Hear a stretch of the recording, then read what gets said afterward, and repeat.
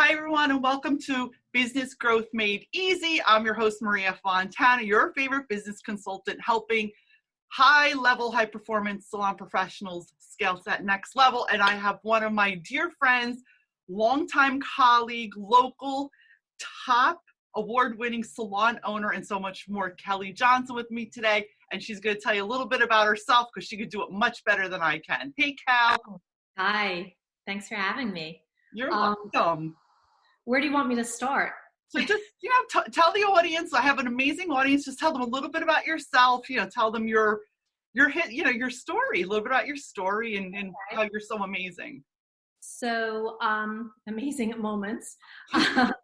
So I've been in the industry, I think I'm going on like 35 years now or so, which is hard to believe. And I've been a salon owner for 19 years. I think I'm going on 20. So in that, when I first became a salon owner, I was the typical, the high producing stylist behind the chair, and the owner didn't want the salon anymore and said, make me an offer and it's yours. Mm-hmm. And I was like, okay, I didn't really think about it, but I took over a big monster of didn't know what I was doing. Ended up selling that salon. And that's when I started Alon. So that's 16 years ago now. Wow. And when I started Alon, it was really with a clear vision of not compromising my values and really getting our systems in place and really providing that environment for people that are like-minded and positive to grow, and education being our foundation. So that's where we really have grown over the years, getting up to, one time just under 50, employees. So yeah, and then COVID hit. So everything was. So that's what we're going to talk about today. So, our industry's been blindsided, as many industries. It's not just us. Sometimes it's not like I just want to say just the beauty industry. So many service-based practitioners have been just blindsided. So listen, I know you a long time, and I just see you as the queen of leadership. You are an amazing leader. You just lead with love. I know that's one of your mantras. And I know that's just something that you are so gifted at. And for the record, I go to Kellies Salon occasionally. I go get a blowout, I get my highlight. It's just one of those places where I feel comfortable, and always it's consistent. So I will give kudos to my girlfriend Kellie here for an amazing experience. And what's your thoughts, Kel? So tell me a little bit about, the friggin' COVID hit, the pandemic. What was that like for you? And as an amazing leader in this industry, what do you feel we could do better? What are your thoughts? Just be real. Just tell people what you think. Well, going back, we closed, to flatten the curve. If anybody remembers that term, that's what all we were supposed to do was flatten the curve. It flattened my bank book. Yeah, it flattened everything. So we closed mid-March, right before we were forced to. And I think, with everybody, it just put that, it's then we were just not able to open. And it kind of, that uncertainty came into play for everybody involved. For me, my first priority was my team, always is, was making sure they're getting unemployment right away. Okay. So that was kind of my focus. I had, with 40 forms coming in from unemployment, making sure they were filled out right away, just so they were taken care of. And then the next thing was, it was kind of just waiting it out. And then we got a puppy here. Oh, we love puppies. Yes, this is Maya. Hi, Maya. Say hi. She's all black too. Oh, she's beautiful. So then I think for me, it became not having a date in New Jersey. Mm-hmm. She's in the chewing stage. Hold on. Not having a date to open. Then I just started a coalition and started talking about what was happening was, the story of salons not being safe. And what was happening, you were forcing people to go to homes and basements and garages to do and they hair. were doing more stuff that was, to me, I saw it firsthand. Totally ridiculously. That's unsafe, because we we work at such a high standard, such a high level of standards. I mean, as far as being licensed, most of us anyway, at least I could speak for us, and I'm sure anyone else who's probably following our podcast right now. Right. And it was trying to keep that sense of like we're professional industry too for me. Yeah. So then I did some interviews with the news, just saying our thoughts, and we started a coalition to get salons open by June 1st. I'm going to put her in her crate, and I'll be right back. It's okay. Right here. No worries. This is the beauty of recording live, everyone. You're really connected, and you can see we're true blue. The conversations are real. Things aren't scripted. There's nothing more amazing than real human connection. And this shows you the best of it, honestly. And I think that's what we all need, and I'm sure Kellie can agree with me. I said the beauty of it is this is reality, and we're real, and we're sharing real human connection here, and it's not scripted, so we can really, people can feel comfortable, like this is what's happening today. Yep, I have a puppy like chewing on my feet. So I think it was just, I did the Zoom, meeting with the team, trying to keep them abreast, but like I didn't know what was going on either. Yeah. So that was hard. So I think my focus then ended up just, what do we need to get open? I sent protocols to the governor. That was the dog. So I just became laser focused on how are we going to reopen when we're able to?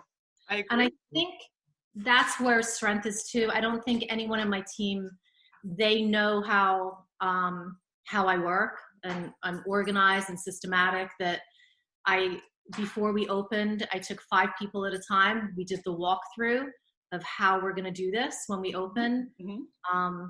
We did the UV filtration system, and like we put all those protocols in place. So I wanted them to feel like they were safe in this new environment of COVID. Yeah, I know. We're resilient. I know. It's true. And the bottom line is you have to be resilient. I mean, as a lifetime entrepreneur, if we're not resilient, you're not going to make it. So What would you say the biggest thing now in this transition? Because I know there's been transition, there's been shifts, and I know a lot of salon owners, even when I connect with them, they're really struggling with the shifts in losing team members, people now leaving. Now we're recording this in New Jersey, guys. So if you're listening from another state that's had suites forever, this might sound really foreign to you, but in New Jersey, suites just came in a little while ago, and they are shifting and rocking and stressing out salon owners here only because it's something new to us, like anything else. And let's talk about that leadership, people leaving, because I said I think this is your forte, and how we can cultivate the positive side of that. Yeah, I think, and we do have, for myself, I have a salon suite opening literally right down the street. I know. I can't spend my energy worrying about it. It is a perfect storm, COVID coming in, people fleeing, salon suites opening. So, but where I've really started to just I'm embracing the uncertainty. I have to focus on what I do well, because that's all I can control, right? Right. So it's really, for me, it's getting back to our roots. I went back behind the chair full time when we opened, which almost killed myself because I can't really do that well and lead at the same time. I'm not that owner. I need to. Me neither. I need to focus on the team.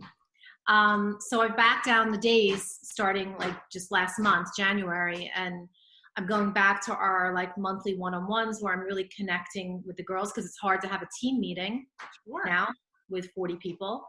So it's more time spent with them one-on-one and growing them and focusing on what I can do. My shift has been not focusing on loyalty, or expecting loyalty. So it's about, I will grow you unconditionally. If you choose to leave, you choose to leave, because I can't control that anyway. You can't control it. That's relieving, like it's like you're not holding on. Yeah. So well, it's like no expectations, I think that's like one of the 12 steps, like you learn when people are going through healing. It's no expectation. That way you're not hurting, because when you release that, it's really hard for salon owners, especially the seasoned ones. They're holding on to that anger, that feeling like they want to control, but that heaviness, I think, is just hurting people. I'm just not comfortable living in that place. No.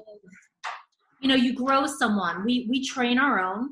Yes, so we grow them from the beginning. That we teach them how to shampoo, to everything. And then, you invest all that time, that energy, money in someone, and then they just leave. Yeah. Sometimes disrespectfully, respectively. Right. Sometimes not. But it's like, you have to be okay with that. For me, like at this point, it's like, I can't expect loyalty.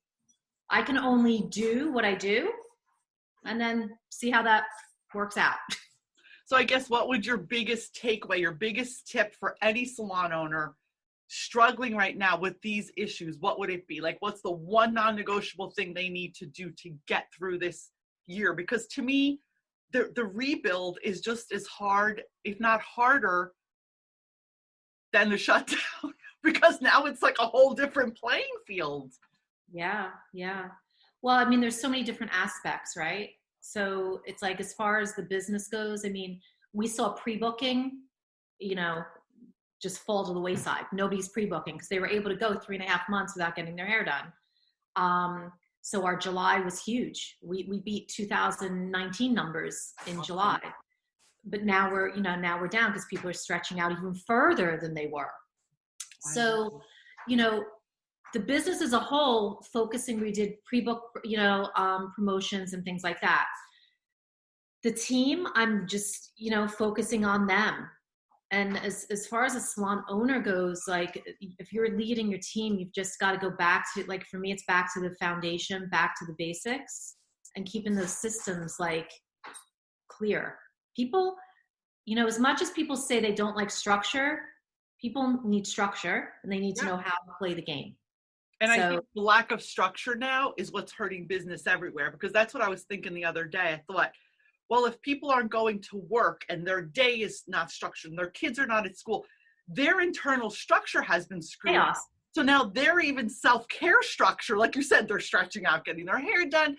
I went out the other day locally, Kel. I was shocked at the way people looked. I'm like, what the hell is wrong with everyone? Like, they look like, they had 6 each. I really was paying attention to how everyone looked around me. Not that I was judging how they were looking, but I'm like, wow, this is relevant to what's happening. Depression. Yeah, depression.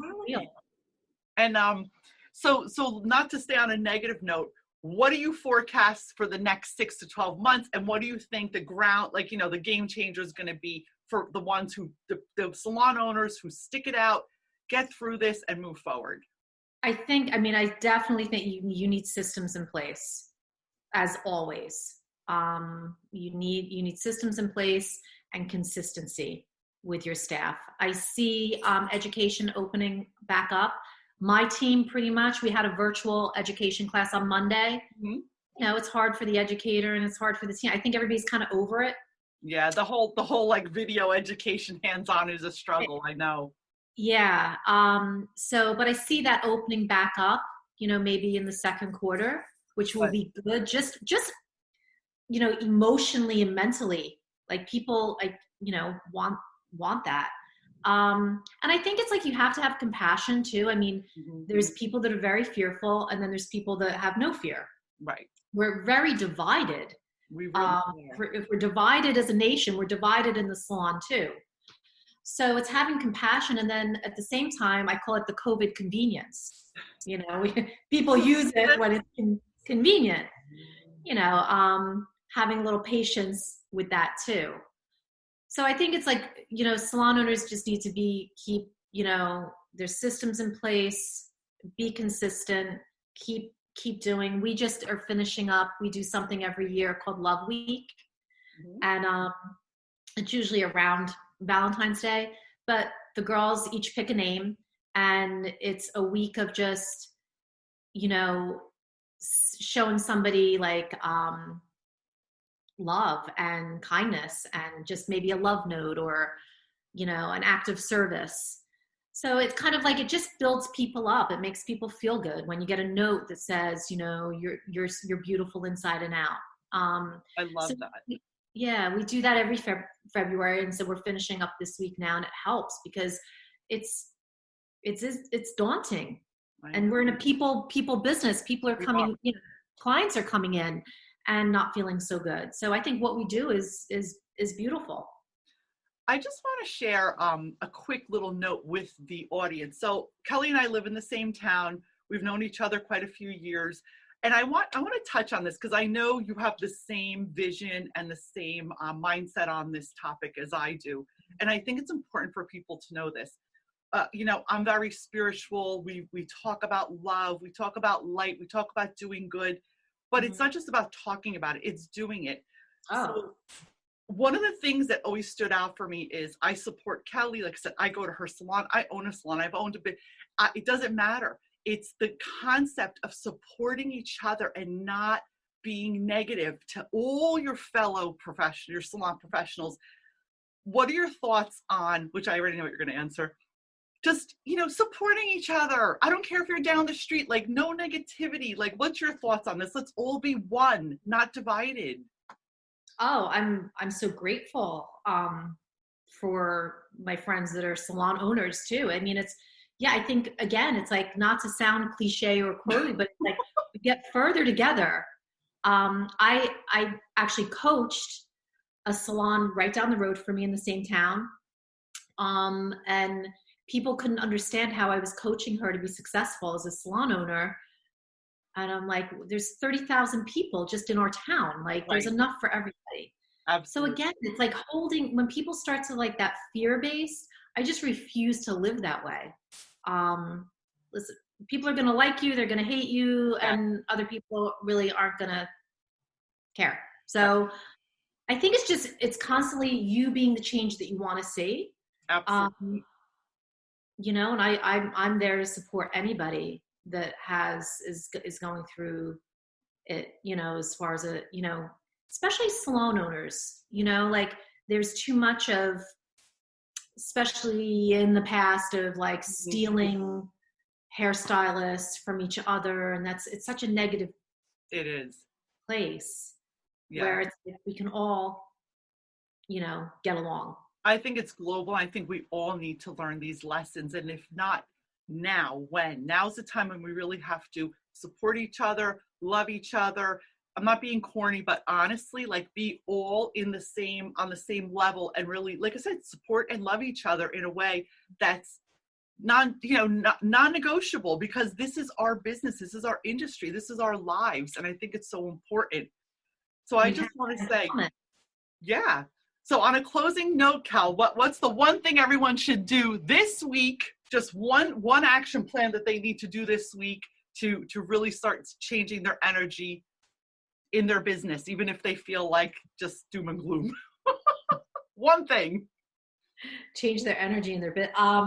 Well, it's funny. One thing that came to my mind is that, and I do make some people do this, just the quickest energy shift is like do 5 jumping jacks.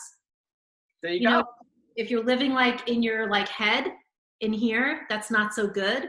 And energy is felt, you know? So I would say it's like everything is seen and heard. So there is a higher consciousness to it all. So if you just need to shift it, move your body. Yep. 5 jumping jacks, just to bring your vibration up, not to sound, you know, corny either, but I love it. I love it. Because you feel that. And at the end of the day, people aren't going to remember what you said or did, right? They remember how you made somebody feel. Absolutely. It's all about that. You know, so salon owners really, they have to like, you know, give attention to their team as much as they can.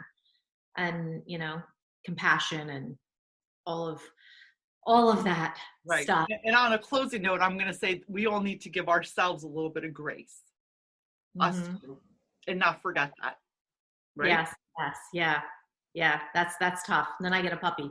I know. Well, I love that. Well, Kellie, I want to thank you so much for taking time out of your busy day, because I know you're busy as hell too, and sharing your wisdom with all these beautiful salon professionals globally. Everyone, all of the description everything's in the description, how you can connect with Kellie. She is an amazing coach, also an amazing leader, hypnotherapist, visionary. So down in description, you can check out everything about her, connect with her, follow her on Instagram, follow her on all her platforms, and get to know her. I love you very much, and I thank you so much, Kel, for joining me. Thanks, Maria.